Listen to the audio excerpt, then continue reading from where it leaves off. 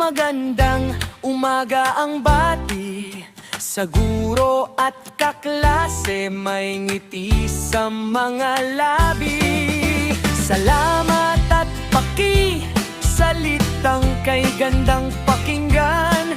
Sa batang may po at opo, lahat ay natuto at nagniningningan. Lapis at papel, gamitin sa pagsulat.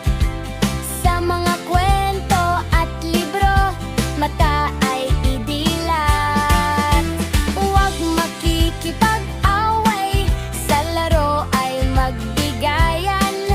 Ang tunay na matalino, marunong rumespeto sa kapwa naman. Tayo na, pumasok sa paaralan. Bitbit ang pangarap at pusong palakaibigan.